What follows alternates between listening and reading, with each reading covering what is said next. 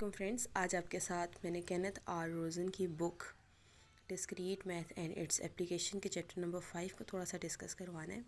और वो स्टूडेंट्स जो मुझे कहीं से सर्च आउट कर रहे हैं एफएससी के या आईसीएस के डिस्क्रीट मैथ से रिलेटेड, उनका ये फर्स्ट ईयर का चैप्टर नंबर 8 है। नो डाउट ये क्वेश्चंस जो हैं कुछ उस हवाले से मुख्तलिफ नंबरिंग इनकी मुख्तलिफ होगी जब आपके चैप्टर नंबर 8 से, लेकिन आपको चंद सवाल चंद टेक्निक्स अगर आपको आ जाएं सवाल को सॉल्व करने के लिए, तो ये चैप्टर सबसे ज़्यादा आसान है और मार्क गेनिंग है। और डिस्क्रीट मैथ के स्टूडेंट्स जो मुझे आईटी के हवाले से या किसी भी सिलसिले से देख रहे हैं, उनके लिए भी मैं चंद आसान टेक्निक्स के साथ चंद सवाल आपको सॉल्व करवाऊंगी। और इन चंद सवालों पे अगर आपकी ग्रिप कंप्लीट हो जाए और आपको समझ आना शुरू हो जाए कि आप सवालों को किस तरह से डील करवा रहे हैं, तो आपको अंदाज़ा होगा कि ये तो कोई मुश्किल चीज़ नहीं है। हाँ, लेकिन अगर आप इस पर टाइम नहीं देंगे तो आपका ऑब्वियसली हर चीज़ मुश्किल ही होती है। और मैथ्स के लिए तो हमारे पास एक कोटेशन पहले से होती है कि practice makes the man maths perfect. ठीक हो गया। जितनी ज़्यादा प्रैक्टिस आप हाथ से गुजारेंगे उतनी ज़्यादा आपको आपके लर्निंग में इजाफा होगा।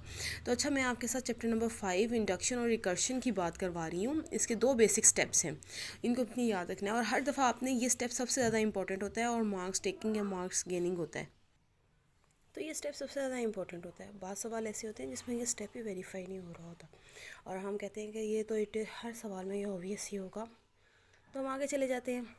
लेकिन चूँकि हमारा ये वेरीफाई नहीं होना था, तो आपके जो नंबर्स हैं ना वो कट आउट हो जाते हैं। अच्छा, सबसे पहली बात, ये आपने n हमेशा आपकी फ़र्स्ट वैल्यू होती है। ठीक, यहाँ पे n = 1 और 0 दोनों बातों के बारे में हम बातचीत करवाएंगे।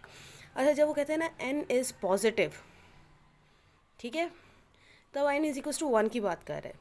और जब वो कहते हैं ना n इज़ नॉन नेगेटिव, तो हम कहते हैं n = 0। ठीक हो गया।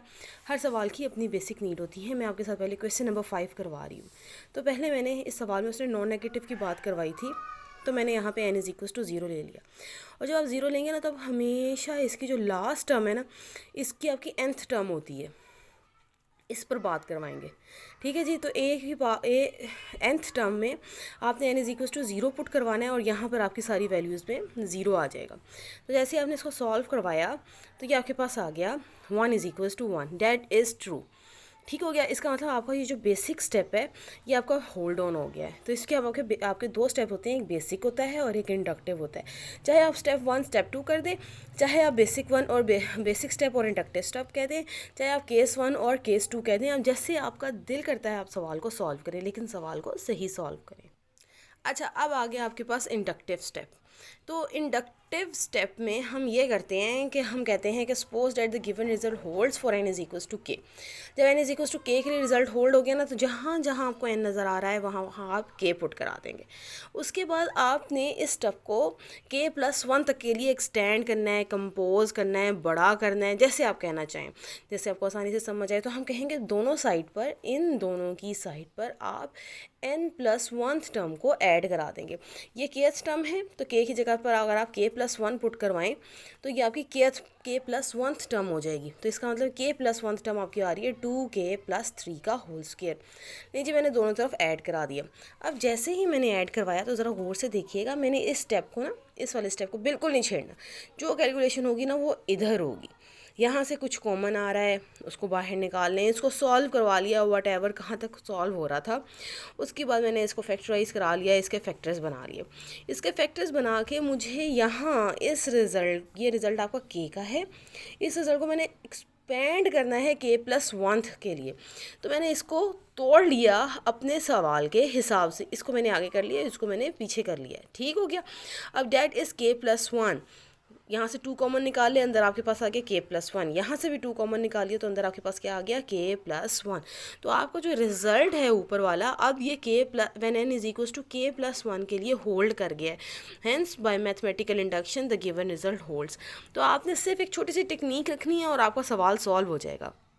क्वेश्चन नंबर 6 है आपके साथ। इसके अंदर उसने कहा n इज़ पॉजिटिव इंटीजर। तो अभी आपके साथ बात हुई, जब वो पॉजिटिव की बात करवाएगा तो आप n इज इक्वल्स टू 1 लेंगे, जब n is equals to non negative integer की बात करवाएगा तो आपने n इज इक्वल्स टू 0 लेना है। तो ये है nth टर्म की जगह पे आपने 1 पुट करा दिया और यहाँ पे भी 1 पुट करा दिया। तो इसको आप सॉल्व करवा लें तो आपके पास आपका रिजल्ट होल्ड कर रहा है n इज इक्वल्स टू 1 के लिए। फिर हमने कहा इंडक्टिव स्टेप में हमने कहा suppose that the given result hold for n is equals to k, that is आपने जहाँ जहाँ आपका n था वहाँ वहाँ आपने k पुट करा दिया। इसमें आपने अगली टर्म पे जाना है तो जहाँ जहाँ k है उसमें की जगह पर आप k प्लस 1 पुट कराएंगे, ठीक। और इस टर्म को दोनों तरफ ऐड करा देंगे। लें जी, ये मैंने ऐड करा दिया, मेरे पास जगह कम थी इसलिए मैंने इसको ऊपर नीचे कर दिया। अब इन दोनों को आपने सॉल्व करवाना है। तो लेट्स से कि आपने इस टर्म को k प्लस 1 में चेंज करवाना है। इन दोनों में मेरे पास क्या कॉमन था क्लास, k प्लस 1 का फिक्टोरियल, इसमें और इसमें -1 को साइड पे रख दिया। इसको सॉल्व करवाया तो डैट इज़ k प्लस 2।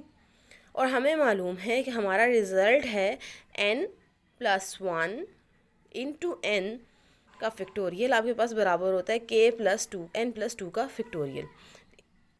अच्छा, और वो रिज़ल्ट है ये।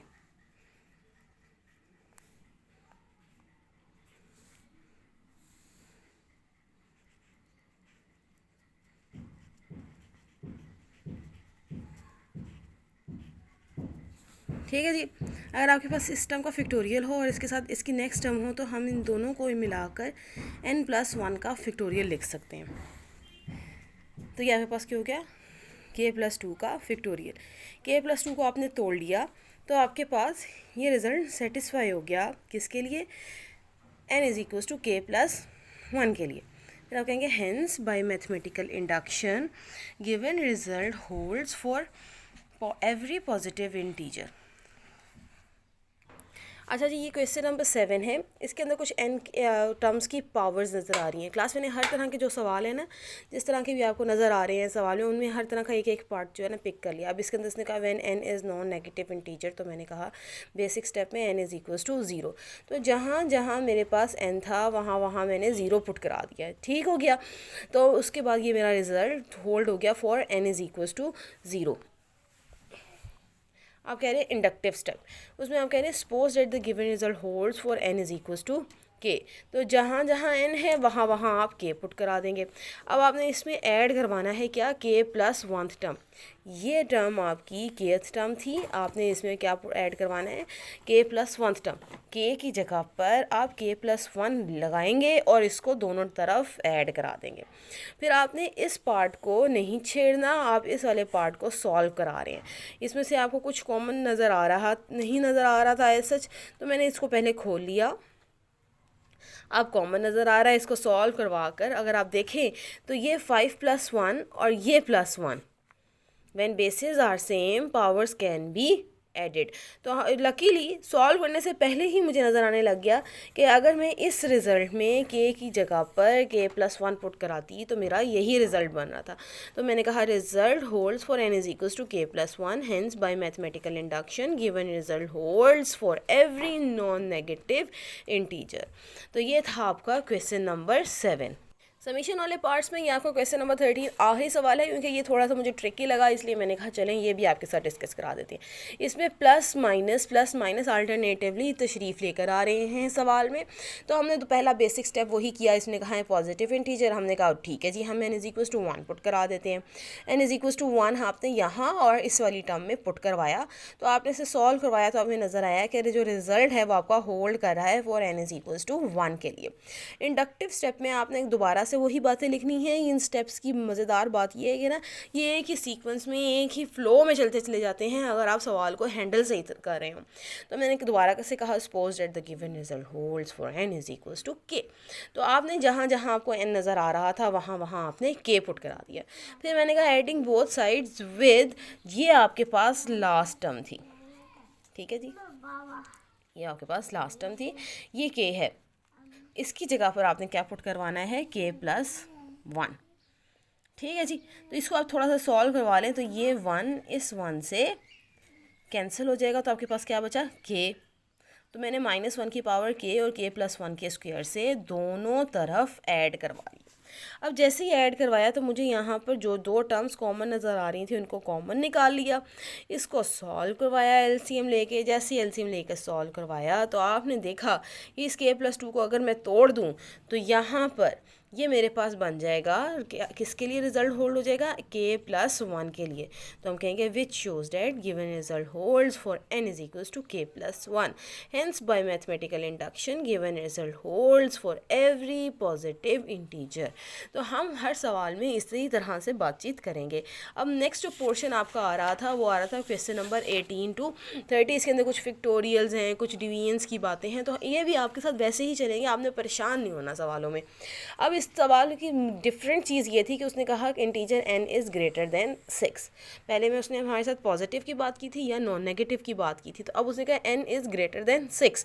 तो इसका मतलब बेसिक स्टेप में आपका n की वैल्यू क्या आएगी, n इज़ इक्वल्स टू 7 आएगी। आपने यहाँ पे 7 पुट करवाया, कैलकुलेटर के थ्रू चेक किया तो ये टर्म इससे छोटी ही है, रिजल्ट होल्ड हो गया। उसके बाद आपका आ गया इंडक्टिव स्टेप। इंडक्टिव स्टेप में फिर आपने कहा चले इंडक्टिव स्टेप की बात करवा लेते हैं, तो दोबारा से हमने वही कहा suppose that given result holds for n is equals to k। जहाँ जहाँ n था वहाँ वहाँ आपने k पुट करवा दिया। तो मल्टीप्लाई बोथ साइड्स विद 3। ठीक है, इस सवाल में मुझे इसको क्या बनाना था, मुझे इसको k+1 बनाना था। तो k+1 बनाने के लिए मैं दोनों तरफ 3 से जैसे ही मल्टीप्लाई करवाऊँगी तो यहाँ पर मेरे पास क्या बन गया, k+1। ठीक, तो हमारे पास, अच्छा आपने ये याद रखना है कि जब हम एडिशन की बातें करवा रहे हैं ना तो हम k+1 टर्म को ऐड करवा रहे होते हैं, और जब हम मल्टीप्लाई की बात करवा रहे होते हैं तो हमने किसी एक नंबर को मल्टीप्लाई कराना होता है ताकि आपके पास रिजल्ट जो है क्या बन जाए, k+1 बन जाए। अब आपके पास ये आ गया। अब हमें मालूम है कि जो 3 है वो आपका k+1 से छोटा है। कैसे छोटा है, आपका k जो है वो ये है कि आपको ऑलवेज ग्रेटर देन 6 है, तो इसका मतलब ये है कि 3 इज़ ऑलवेज लेस देन 6+1 या 6। तो इसलिए हमने कहा कि 3 जो है वो इससे छोटा है, तो ये टर्म लेस, हमने इस 3 की जगह पे less than k+1 show put करा दिया। तो ये दोनों रिजल्ट्स को मिलाया तो आपके पास क्या आ गया, k+1 का फैक्टोरियल। तो आपने यहाँ पे शो करवा दिया so the given result holds for n is equals to k+1। तो गिवन रिजल्ट आपका होल्ड हो गया। ठीक हो गया। और क्वेश्चन नंबर 18 से लेकर 30 तक के सारे सवाल ऑलमोस्ट ऐसे ही हैं। ले अब मुझे क्वेश्चन नंबर 22 की थोड़ी सी बातचीत करवाते हैं। उसने कहा for which non negative integer n is this. हमने अपना रिजल्ट को वेरीफाई करना है, तो आप क्या करवाएंगे, आप ये करवाएंगे, आप यहाँ पे n इज इक्वल्स टू 0 पे चेक करेंगे, रिजल्ट आपका ट्रू है। n इज इक्वल्स टू 1 के लिए चेक करेंगे, आपका रिजल्ट ट्रू है। n इज इक्वल्स टू 2 के लिए मैंने चेक किया, ये आपका फॉल्स आ गया। n इज इक्वल्स टू 3 के लिए आपने चेक किया, आपका रिजल्ट फॉल्स आ गया। इसका मतलब ये कि आप जब आगे ग्रेजुअली आगे बढ़ते चले जाएंगे तो आपका रिजल्ट जो है ना वो फॉल्स की तरफ चलता जाएगा। इस सवाल में उसने सिर्फ इतना ही पूछा था कि आपका रिजल्ट कहाँ कहाँ वेरीफाई होता है या कहाँ किन टर्म्स के लिए होता है। तो हम कहेंगे this result holds for n is equals to 0 and n is equals to 1। ये पहली टर्म का आंसर हो गया। और दूसरे के लिए उसने कहा प्रूव योर आंसर, तो ये हमने इन टर्म्स को यहाँ पर बता दिया है कि ये आपके पास प्रूव हो रही हैं। अब आपके पास क्वेश्चन नंबर 28 आ गया। इसके अंदर इसने एक रिजल्ट लिखा बड़ा लंबा सारा, और इसने कहा कि that is non negative integer n और n इज़ ग्रेटर देन 3।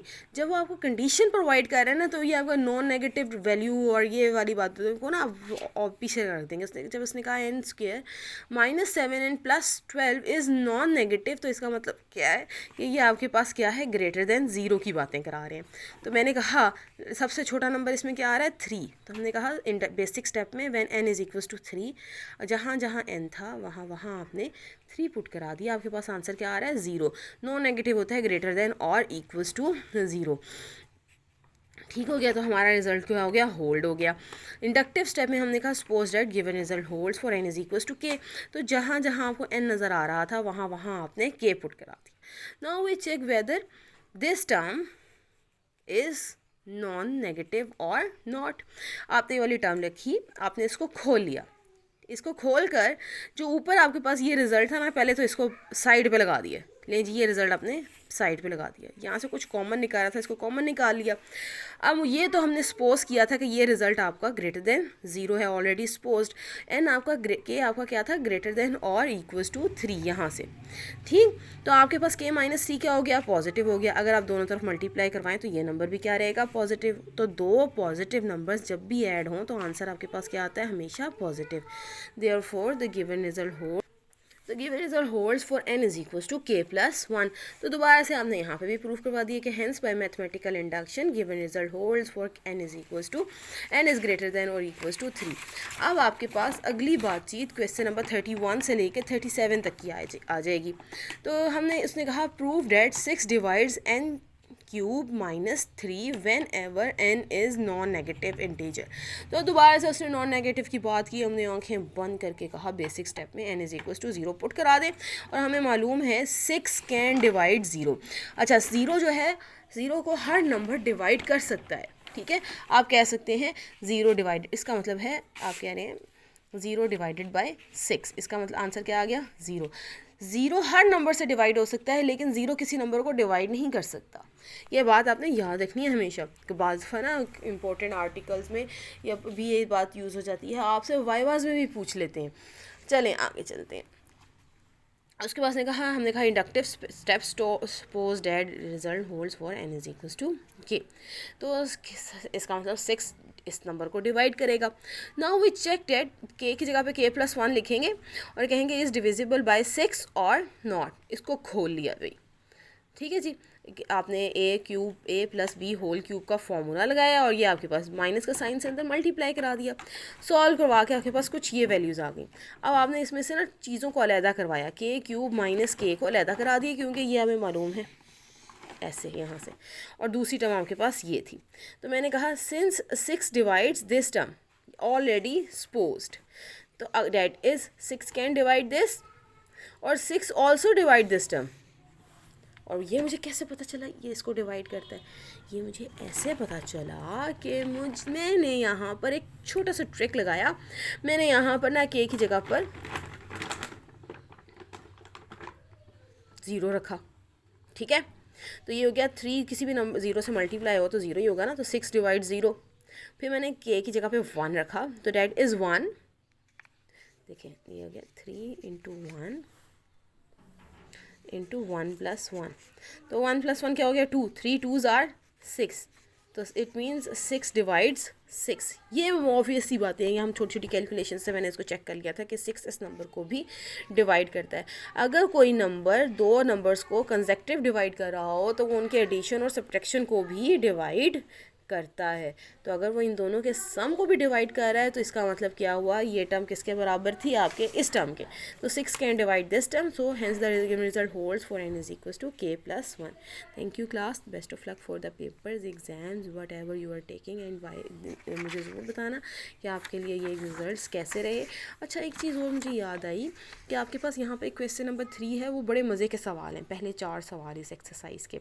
उसके अंदर ना उसने हर स्टेप पर आपसे कुछ ना कुछ बात पूछी है, और वो आपसे मज़ेदार बात ये है कि ये सवाल भी आ जाता है और ये इसी तरह से भी पूछा जा सकता है। उसने कहा ये एक रिज़ल्ट दिया, उसने कहा what is the statement P1। तो जहाँ जहाँ आपके पास n था आपने वहाँ वहाँ 1 पुट करा दिया। लें जी ये इसका आंसर है। तो इसने कहा show that P1 is true, तो आपने इसको सॉल्व करवा लिया, ये ट्रू हो गया। फिर उसने कहा what is the inductive step और hypothesis of the proof Pn is true for all integers n। तो हमने कहा suppose that given result holds for n is equals to k। तो लें जी जहाँ जहाँ n था वहाँ वहाँ आपने k पुट करा दिया। फिर उसके बाद ने कहा what do you need to prove the inductive step of a proof that Pn is true for all the given integer। तो हमने यहाँ पे बात ये की कि हम यहाँ पर n प्लस 1th टर्म को ऐड करवा देंगे। तो लें जी हमने दोनों तरफ n प्लस 1th टर्म को ऐड करा दिया। फिर आपने इसको, फिर उसने कहा कि कंप्लीट द इंडक्ट, हमने इसको बताया कि आप यहाँ पर दोनों तरफ को इस टर्म को ऐड कराएंगे। फिर उसने कहा कंप्लीट द इंडक्टिव स्टेप, आपने कैलकुलेशंस को पकड़ा और इसको फैक्टराइज कराया और वो दिस एंड दैट करके इसको सॉल्व करवाया। तो जैसे ही मैं यहाँ तक पहुँची तो मुझे पता चला कि जहाँ जहाँ इस रिज़ल्ट में k था, ये k नज़र आ रहा है आपको, इस के की जगह पर अब क्या आ गया है, k+1। तो हमने कहा, उसने कहा एफ पार्ट में कहा explain why the result holds. तो हम लिखेंगे by mathematical induction it holds because given result is true for n is equals to k+1। तो ये आपका है क्वेश्चन नंबर 3। ये आप कहें ये आपका बेसिक सी बात है जो आप किस तरह से आपने इस सवाल को सॉल्व करवाना है। तो एंड तक वीडियो देखने का शुक्रिया। अगर आपको ये वीडियो समझ आई हो, इसमें कुछ बातें आपकी क्लियर हुई हों, तो दुआओं में याद रखिएगा और चैनल को सब्सक्राइब करना नहीं भूलिएगा। थैंक यू, अल्लाह हाफिज़।